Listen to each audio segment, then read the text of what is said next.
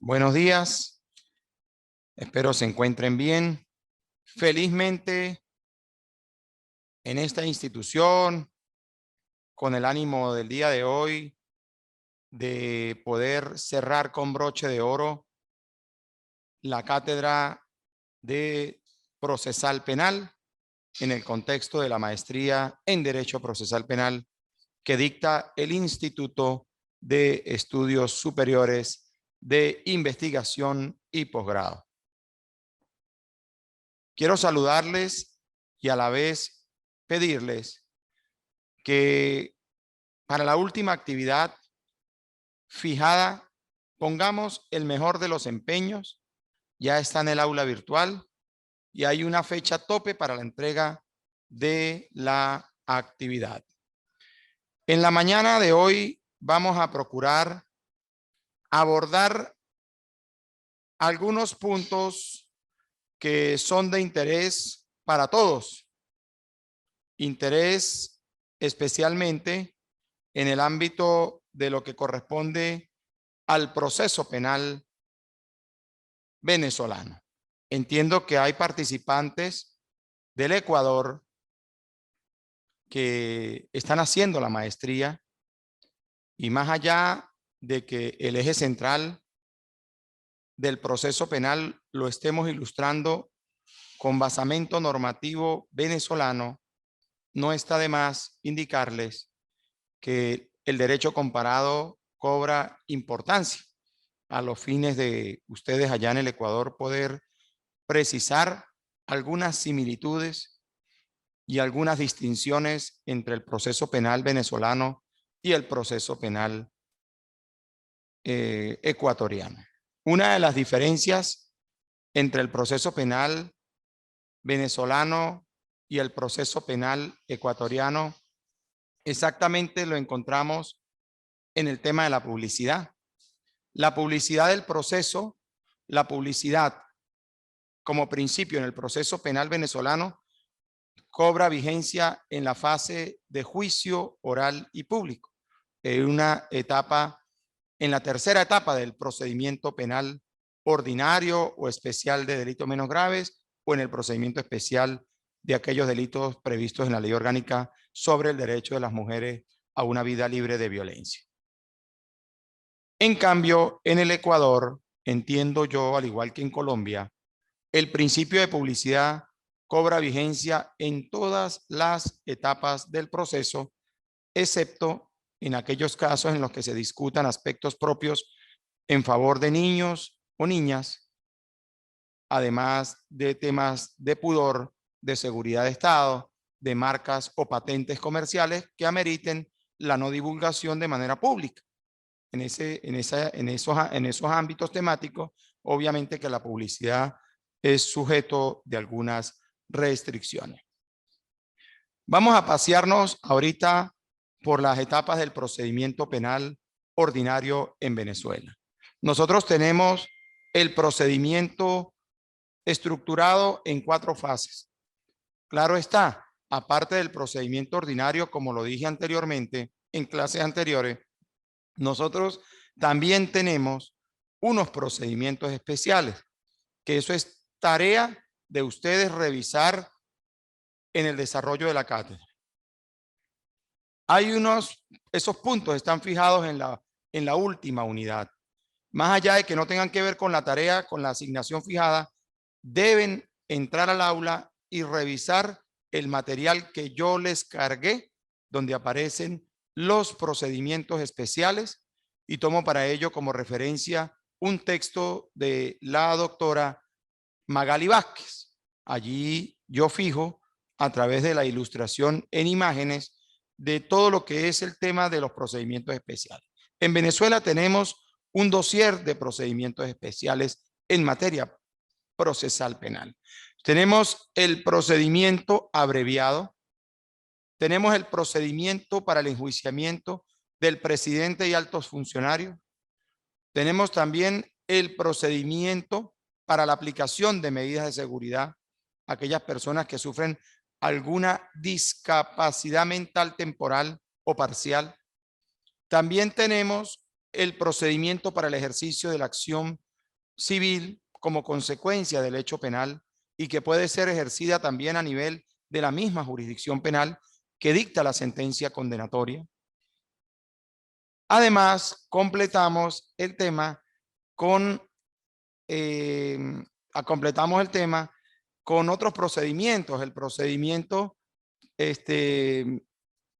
para los delitos a instancia de parte agraviada, que es otro procedimiento importante, que trata de aquellos delitos de acción privada que puede la propia víctima intentar el enjuiciamiento a través de un abogado particular y otros muchos procedimientos.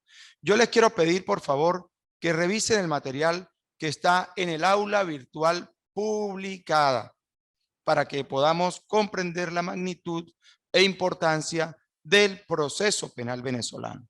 El proceso penal venezolano no se estructura simplemente, ni se compone de un solo modo de proceder. Hay diversidad de modalidades procedimentales. Y ese proceso penal venezolano, como dije al principio de la cátedra, se estructura o se conforma de una gama de procedimientos distintivos. Y en este caso nos hemos concentrado en el procedimiento penal ordinario porque es el procedimiento que contiene las 4 fases que interesa a todo abogado, como es la fase preparatoria, la fase intermedia, la fase de juicio y la fase de ejecución de sentencia. Hay unos principios que nosotros también observamos al principio de la cátedra, ya los vimos, los principios rectores del proceso penal, la oralidad, la publicidad, la inmediación, la contradicción y la concentración y continuidad. Y también tratamos el tema de los principios estructurales del modelo acusatorio. No podemos confundir los principios estructurales del modelo acusatorio con los principios rectores del proceso penal. Los principios estructurales son 3 y vale recordarlos. El principio acusatorio, el principio de igualdad, de defensa en condiciones de igualdad con la acusación y el principio del juez integral. Esos 3 principios son los estructurales. Y los 5 principios rectores sabemos que son la inmediación, la oralidad, la publicidad, la contradicción y la concentración y continuidad. Entonces, entramos a la fase preparatoria levemente porque nos vamos a pasear levemente por las distintas modalidades procesales y vamos a verificar un tema de suma importancia aquí. Nosotros vamos a ver en este caso, en el contexto del procedimiento penal ordinario, la fase preparatoria. ¿Cómo se inicia? ¿Cómo podría iniciarse la fase preparatoria? Existen una modalidad de formas de inicio del proceso penal. Tenemos la denuncia, el conocimiento de oficio por parte del Ministerio Público o también el conocimiento de oficio por parte del organismo policial que de manera directa tiene conocimiento de la ocurrencia de un delito. Entonces, teniendo como referencia ese asunto, pues dependiendo de la naturaleza del hecho, el órgano policial procede a iniciar el proceso penal y dependiendo si se trata de un delito de acción pública, en consecuencia es cuando va a determinar si estamos en presencia de un caso que amerite que el fiscal emita la orden de inicio de investigación en fundamento del artículo 282 del Código Orgánico Procesal Penal. Una vez que el fiscal ordena el inicio de la investigación, pues en este caso el órgano policial comisionado debe cumplir con unas diligencias fijadas en esa orden de inicio de investigación y tiene un tiempo prudencial para cumplirlas y enterarlas al fiscal del Ministerio Público. Dentro de ese cúmulo de actuaciones podríamos hablar de inspecciones en lugares o sobre objetos, experticias, reconocimientos durante la fase de investigación de personas, reconocimiento de objetos, voces, sonidos, además de otras formas propias de la investigación, como las entrevistas, los careos a través de la figura de la prueba anticipada, el relato de un testigo de una víctima bajo la modalidad de una prueba anticipada. Una vez que el fiscal ha cumplido esa fase preparatoria, ha recabado todos esos elementos de convicción, le corresponde analizar el contenido de esas actuaciones a los fines de considerar si resulta o no procedente materializar la imputación formal ante el juez de control de garantías, como lo indica la sentencia 537 del 12 de julio del año 2017, que generó una modificación legislativa al artículo 305 del Código Orgánico Procesal Penal. Ahí nosotros tenemos que hablar de algo sumamente importante. Y yo tengo que pedirles a ustedes como estudiantes, como cursantes de esta maestría en Derecho Procesal Penal, que tomen nota de esa sentencia. Sentencia 537 del 12 de julio del año 2017, dictada por la Sala Constitucional del Tribunal Supremo de Justicia. ¿Qué hizo la Sala Constitucional en esa decisión? En esa decisión, la Sala planteó, aparte de otro tema que no nos interesa en este punto, planteó la modificación o fijó la modificación sobre el tema de la imputación fiscal. Obliga al fiscal a tener que formular el acto de imputación ante el sujeto activo del delito en el despacho del juez de control. Antes de esa modificación o de ese criterio vinculante de la Sala Constitucional, le era dable al fiscal del Ministerio Público imputar en sede fiscal sin la presencia del juez. Estaba el imputado, su abogado defensor, el fiscal, y procedía el fiscal a materializar el acto de imputación. Eso fue modificado. Fue modificado por esa sentencia 537 de la Sala Constitucional del 12 de julio del 2017 y condujo a que los actos de imputación tuviesen que hacerse bajo el control del juez de control de garantías, porque precisamente una de las funciones del juez de control es controlar las garantías constitucionales y del debido proceso consagradas en la Constitución venezolana y en el mismo Código Orgánico Procesal Penal. Pero también esa sentencia 537 del 12 de julio del 2017 de la Sala Constitucional del Tribunal Supremo de Justicia también generó una modificación sobre el tema del sobreseimiento. Y es también importante que ustedes como procesalistas manejen ese punto a la luz de nuestro proceso penal venezolano. Tenemos allí, por ejemplo,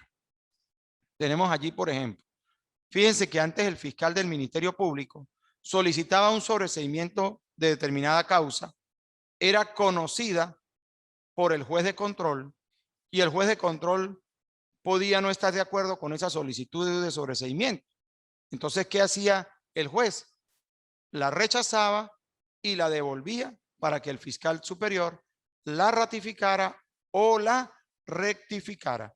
Si la ratificaba, ¿qué hacía el juez de control? Estaba obligado a decretar el sobreseimiento y a salvar su opinión, salvando su opinión aparte, diciendo que no estaba de acuerdo más allá de tener que decretarlo.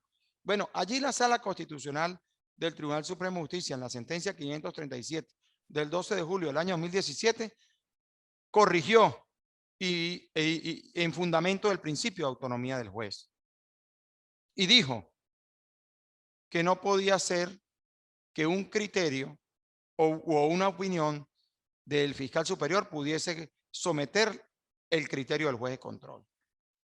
Y por ello estableció que no estaba obligado el juez de control muy a pesar de la ratificación del fiscal superior, a aceptar exactamente la solicitud de sobreseimiento, porque ello quebrantaba el principio de autonomía del juez, y allí es donde se produce prácticamente la modificación del único aparte del artículo 305 del Código Orgánico Procesal Penal. Si quiere, por favor, quienes tengan el código a la mano lo pueden revisar.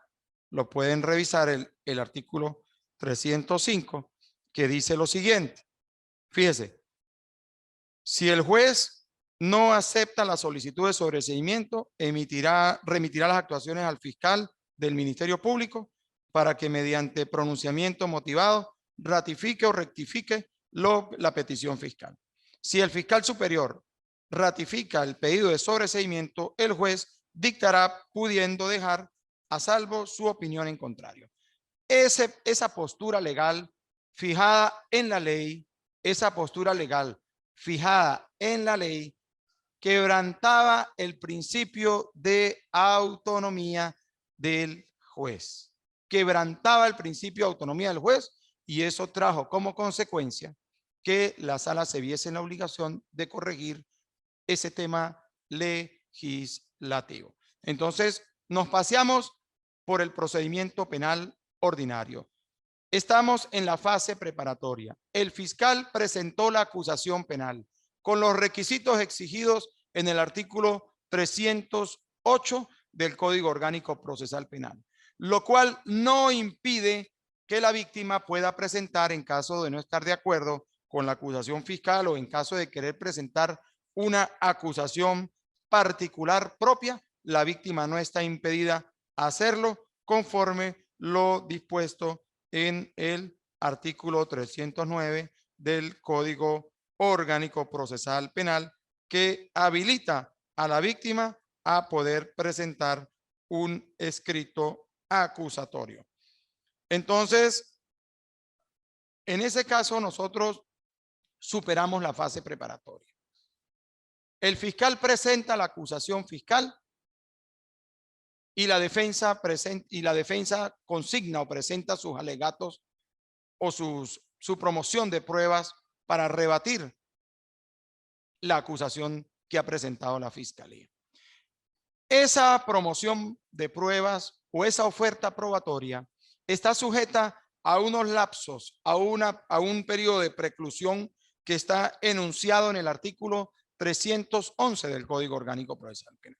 Y dice: facultades y carga de la parte. Hasta 5 días antes del vencimiento del plazo fijado para la celebración de la audiencia preliminar, el fiscal, la víctima, siempre que se haya querellado o haya presentado una acusación particular propia, y el imputado o imputada podrán realizar por escrito los actos siguientes. Entonces, allí nosotros encontramos 8 numerales. Y en ese periplo de los 8 numerales, la oportunidad procesal, que es lo importante en todo caso, es de hasta 5 días antes del vencimiento del plazo fijado para la celebración de la audiencia preliminar. Es decir, más allá de que tenemos un proceso garantista, no podemos apartarnos del formalismo que nos exige el mismo Código Orgánico Procesal Penal. No es dable que el defensor ni el fiscal promuevan los medios de prueba cuando así lo consideren, sino por el contrario deben estar sujetos al lapso que fija nuestro artículo 311 del Código Orgánico Procesal Penal. Luego nosotros continuamos con el tema de la fase del proceso. Entramos a la fase intermedia. Estamos dentro de la fase intermedia. Y en el contexto de la fase intermedia existen algunas eventualidades de suma importancia. En esa etapa intermedia se materializa la inmediación alegatoria.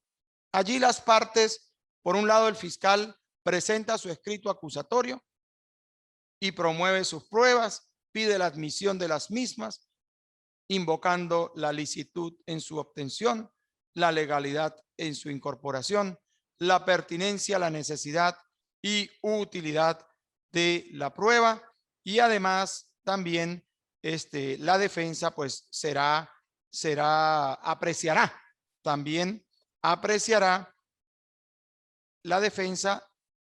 fijará los medios de prueba que va a oponer o que va a promover a los efectos de oponerse a la acusación fiscal durante la fase de juicio, pero también podrá hacer uso de otras formas de oposición al proceso.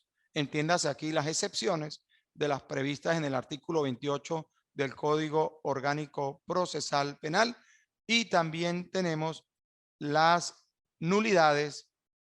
Igualmente podrá hacer uso del recurso de revocación en el desarrollo de la audiencia a los fines de poder oponerse o reclamar algún cambio que desde el punto de vista incidental que pueda materializarse en el desarrollo de la audiencia preliminar.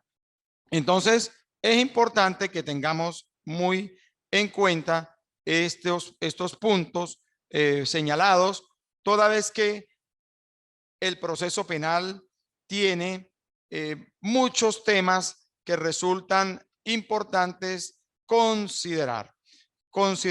Ya les voy a mostrar ahorita, o vamos a discutir un punto que es relevante para el proceso penal en este momento.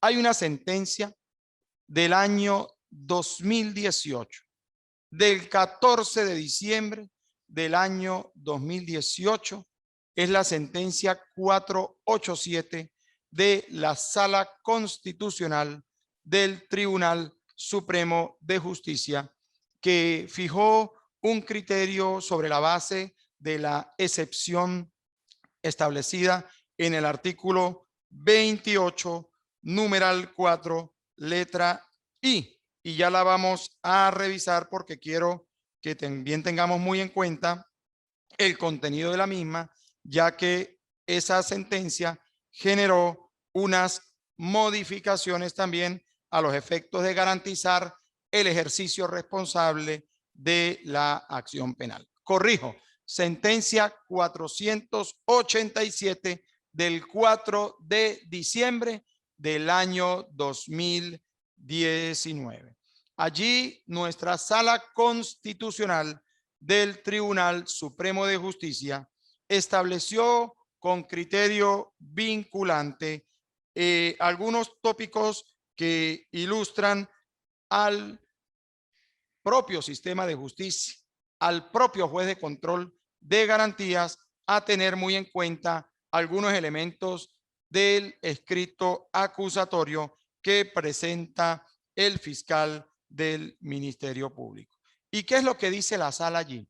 Bueno, que el juez de control de garantías debe ser muy responsable a la hora de admitir una acusación penal durante la audiencia preliminar. Debe evaluar, sin entrar a considerar el fondo del asunto, el pronóstico de condena dable a través de esa acusación. ¿Y qué nos quiere decir la Sala Constitucional con eso? Que hay que evaluar los elementos de forma y de fondo de la acusación. Entiéndase aquí que si el fiscal acusa por el delito de robo agravado, dispuesto en el artículo 458 del Código Penal venezolano, ese delito debe estar soportado no solo en el elemento fáctico, que son los hechos, sino también en el derecho. La teoría del caso del fiscal debe plasmar los tres requisitos concurrentes: el elemento fáctico, que son los hechos, circunstancias de tiempo, lugar y modo bien claros, fijados en el escrito acusatorio; el elemento, el aspecto jurídico, entiéndase aquí la adecuación típica, el delito imputado y el delito por el que está siendo acusado; y el elemento probatorio, que son los medios de prueba que el fiscal promueve en ese escrito, que hagan ver al juez de control de garantías que ciertamente resulta dable la posibilidad de acoger esa imputación, de acoger esa acusación, de admitir esa acusación y poder enviar, en caso de considerarlo así, el juez, el expediente a la fase de juicio oral y público. Inclusive, si el acusado decidiera hacer uso del procedimiento del procedimiento especial de admisión de los hechos con base al artículo 375 del Código Orgánico Procesal Penal, evaluar si ese escrito acusatorio cumple con esos requisitos, toda vez que de encontrar débil el señalamiento, de encontrar débil el elemento probatorio, mal podría, más allá de que el acusado o el imputado quisiese admitir los hechos, permitir el juez de control quien trata del juez controlador de las garantías constitucionales y del debido proceso, acoger una admisión sobre la base de una acusación mal elaborada e infundada. Estaríamos en presencia de un quebrantamiento del debido proceso en detrimento del sujeto activo del delito. Entonces, estamos ubicados allí en la audiencia preliminar. Yo les invito también a que hagan una revisión exhaustiva del tema de las excepciones. Nosotros les voy a sugerir una sentencia de la Sala de Casación Penal del Tribunal Supremo de Justicia, que les va a permitir a ustedes comprender de mejor manera el tema de las excepciones fijadas en el artículo 28 del Código Orgánico Procesal Penal. Y es la sentencia número 29 del 11 de febrero del año 2014. Agarren esa sentencia, revísenla, imprímanla y ténganla en su portafolio de trabajo, porque es una herramienta de uso diario y necesario para quienes ejercen el derecho procesal penal. Esa sentencia fija todos los numerales, los 4 numerales establecidos en el artículo 28, pero aparte de todo, también describe todos los literales de manera idónea referidos al numeral 4 de ese artículo 28. Y cuando yo hacía mención hace rato a la sentencia 487 del 4 de diciembre del año 2019 de la Sala Constitucional del Tribunal Supremo de Justicia, yo me pasó destacar lo más importante de esa decisión. Es que si el juez encuentra que la acusación no contiene una posibilidad de pronóstico de condena a los efectos del debate en el desarrollo del juicio oral y público, el efecto inmediato está previsto en el artículo 34 del Código Orgánico Procesal Penal, exactamente en el numeral 4, que dice que los efectos de las excepciones, numeral 4. Los de los numerales 4, 5 y 6, el efecto será el sobreseimiento de la causa. En fin, se trata de un tema que está fijado en el Código Orgánico Procesal Penal. Es un punto que no admite discusión. Sin embargo, en tiempos atrás, la Sala de Casación Penal había fijado unas posturas débiles y contrarias a la letra del Código Orgánico, podría decirse, al haber creado la figura del sobreseimiento provisional. ¿Que en qué consiste? Bueno, en que el fiscal presenta la acusación, el juez encuentra que tiene fallas estructurales, inadmite la acusación y le da al fiscal un lapso de 30 días a veces para que la arregle y la vuelva a presentar. Cuando el código es suficientemente claro en el artículo 34, numeral 4, que indica que cuando se ha interpuesto alguna de las excepciones previstas en los numerales 4, 5 y 6, pues debe proceder, y el juez lo ha acreditado, el sobreseimiento de la causa. Y precisamente esa sentencia 487 del 4 de diciembre del año 2019, vinculante de la Sala Constitucional, exige eso, que el juez de control decrete el sobreseimiento de la causa.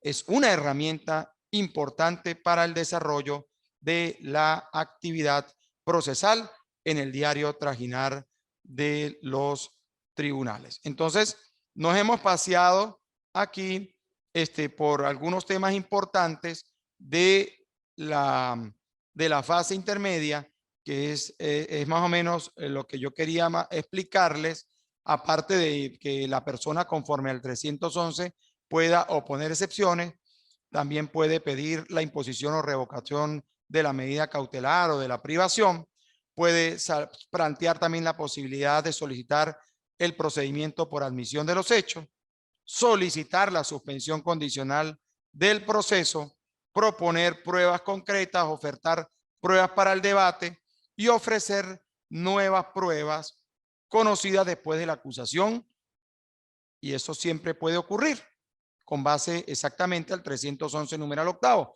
¿Cuándo puede ocurrir eso? De ofrecer nuevas pruebas conocidas después de la acusación. Resulta que nosotros como fiscales, yo lo digo porque yo fui fiscal cerca de 21 años y puedo decirle que en investigaciones muy complejas, a veces resultaba sumamente complicado poder ofertar en el tiempo de 45 días todos los medios de prueba. Entonces quedaban medios de prueba en trámite porque habían experticias que estaban en trámite y por razones propias de la logística de criminal, pues no resultaban dispuestas para poder ser ofertadas en el escrito acusatorio. Y uno hacía uso de ese artículo 311, numeral octavo, informándole al tribunal y enterando a la parte contraria de que ofertaba el resultado de determinada experticia, ¿verdad? Siempre y cuando la misma resultara pertinente, útil e idónea a los fines de poder acreditar el hecho punible y sostener la acusación contra la persona, en este caso, acusada. Eso se anunciaba en la acusación a los fines de no sorprender a la contraparte con cartas bajo la manga y también enterar al juez de control a los efectos de que más adelante pudiese ser recibida conforme el artículo incluso 326 del Código Orgánico Procesal Penal, una vez superada la audiencia preliminar, encontrándose ya el expediente en la fase del juicio oral y público. Entonces, una vez que finaliza la audiencia, conforme el artículo 313 del Código Orgánico Procesal Penal, viene la decisión del juez. Finalizada la audiencia, el juez debe resolver exactamente las cuestiones planteadas por las partes, es decir, se admite la acusación y ordenar la apertura al juicio oral y público, y ese auto de apertura a la fase de juicio pues inapelable en fundamento del artículo 314 del Código Orgánico Procesal Penal. Luego aterrizamos en la fase de juicio oral y público. Cuando hablamos del juicio oral, nos tenemos que ubicar en el artículo 325 del Código Orgánico Procesal Penal. Allí el juez, ¿qué hace? El juez fija la audiencia no antes de 10 días ni después de 15 días hábiles. Y el imputado debe ser citado por lo menos con 10 días de antelación a los efectos de que concurra a la audiencia de juicio oral y público. Entonces, en esa fase de juicio se van a cumplir los enunciados dispuestos desde el artículo 315 al 352 del Código Orgánico Procesal Penal. Primero, pues hace los alegatos de apertura el fiscal, donde explana la circunstancia de tiempo, lugar y modo del hecho y reafirma el contenido de la acusación presentada. Luego tiene el derecho de palabra, en este caso, el abogado defensor, quien va a hacer sus alegatos de apertura y procederá exactamente a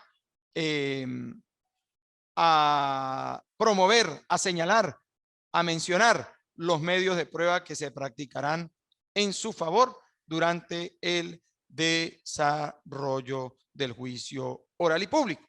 Viene la recepción, claro está, le van a notificar al imputado si desea rendir declaración y en caso de querer hacerlo,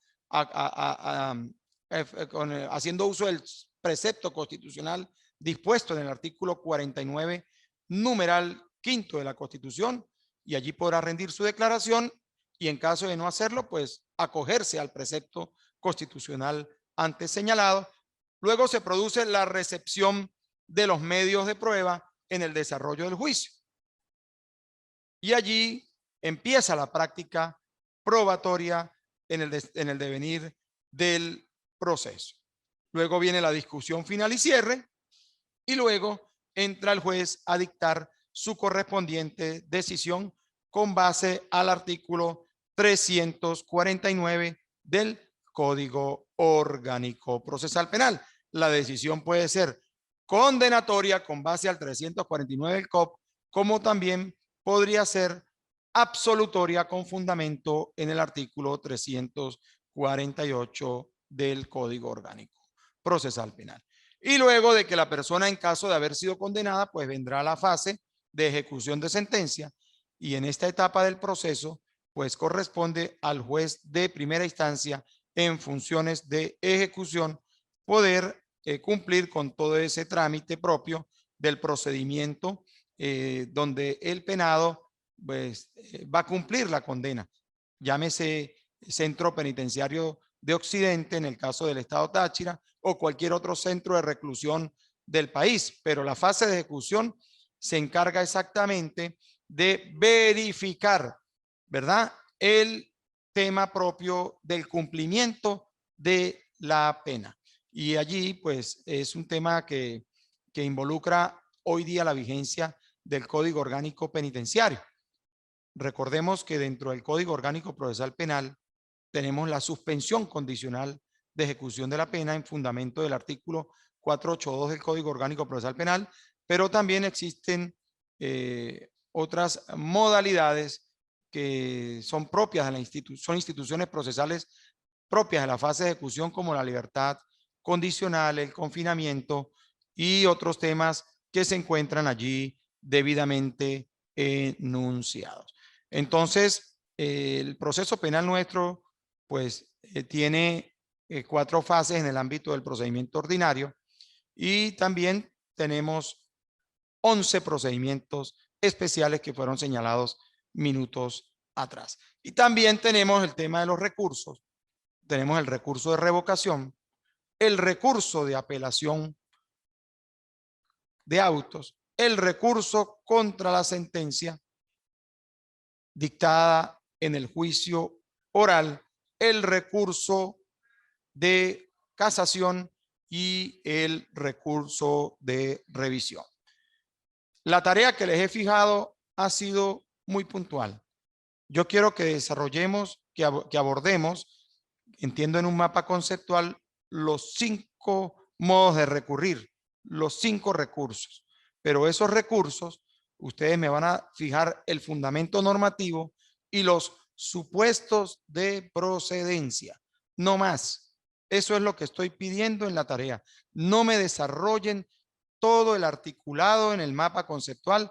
Lean bien la actividad que les he fijado en la unidad número 3 de esta cátedra de Derecho Procesal Penal. Quisiera saber si hay alguna pregunta de parte de ustedes, si tienen algún requerimiento que hacer sobre alguna duda propia del proceso penal. Doctor, buenos días. Buenos Disculpe. días, a la orden. Doctor, quería preguntarle algo con respecto a las excepciones que son posibles oponer en la fase de juicio. Usted nos explicaba, según la sentencia de la Sala Constitucional, de las excepciones contenidas en el artículo 28, numeral 4, literal I, respecto a los requisitos de procedencia de la acusación. Si revisamos el artículo 32, las excepciones que son posibles oponer en la fase de juicio, referente al numeral tercero de ese artículo que refiere las que hayan sido declaradas sin lugar, dice la norma. Por tanto, la defensa tendría oportunidad de presentar esa excepción nuevamente en la fase de juicio. Léame el artículo, doctor Sandro, por favor, el 32. Disculpe, bien, perfecto. Artículo 32. Durante la fase de juicio oral, las partes solo podrán oponer las siguientes excepciones. Habla de 3 en particular. Primero, la incompetencia del tribunal. Segundo, la extinción de la acción penal. Y tercero, las que hayan sido declaradas sin lugar por el juez de control al término de la audiencia preliminar. Entiendo yo, y por eso la pregunta. Entonces, la defensa tendría oportunidad de presentarla nuevamente en la fase de juicio, esa excepción del numeral 4 literal I. Sí, y le voy a decir por qué. Porque fíjese que ante una nulidad planteada, ante una excepción planteada en la fase que fuere, supongamos que se interpuso una excepción en la fase intermedia. El juez la declara sin lugar. Estamos hablando de la excepción. El juez la declara sin lugar. No tiene sentido apelar de esa decisión cuando el mismo código te faculta la posibilidad de intentar nuevamente esa excepción declarada sin lugar en la fase de juicio oral, atendiendo el concepto de celeridad procesal. Entonces, entramos a la fase de juicio y en la fase de juicio usted tiene la oportunidad de volverla a interponer durante esa etapa, que además trata de la etapa más garantista del proceso penal venezolano. Entonces, ciertamente, conforme la literalidad de ese artículo, resulta posible interponerla nuevamente durante la etapa de juicio oral y público. Entonces, ahí viene otra pregunta, doctor, disculpe el atrevimiento. Entonces, ¿el juez de juicio podría convertirse en un juez controlador de la acusación? Porque yo le estoy presentando la excepción que la Fiscalía no cumplió con los requisitos de procedibilidad para presentar la acusación. Por ejemplo, no tiene los elementos de convicción suficientes. ¿Podría él hacer algún anuncio en el momento de la apertura del debate cuando yo haga el planteamiento de la excepción? Sí. Si es viable presentarla allí. Sí, podría hacerlo al inicio, como también podría pronunciarse sobre ella al final de la acusación, al final del juicio.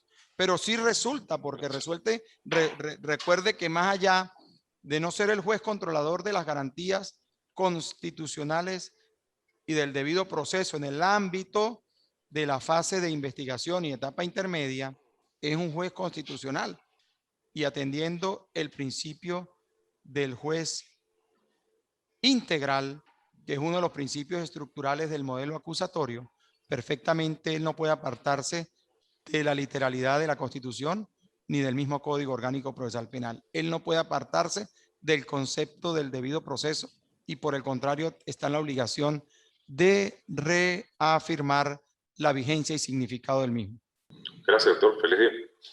Bueno, yo ya estamos concluyendo con la actividad por el día de hoy. Quiero pedirles, bueno, primero agradecerle a Dios por esta nueva oportunidad de poder compartir parte de la mañana de este sábado con ustedes. Agradecer la presencia de ustedes a través del aula virtual. Sigo a la orden de cada uno de ustedes aquí en esta institución, como docente, como persona. Ustedes tienen mi número telefónico y estoy en la disposición de seguirles sirviendo académicamente, Dios mediante, en otras oportunidades venideras. Procuremos cumplir con las actividades en los tiempos fijados. Está programado el cierre de esta cátedra para el día 14 de abril y no puedo dar más prórroga, no puedo dar más oportunidad para la carga de actividades. Quedo a la orden de ustedes, agradecidos por esta participación en la mañana de hoy y que Dios los bendiga. Que tengan todos un feliz sábado.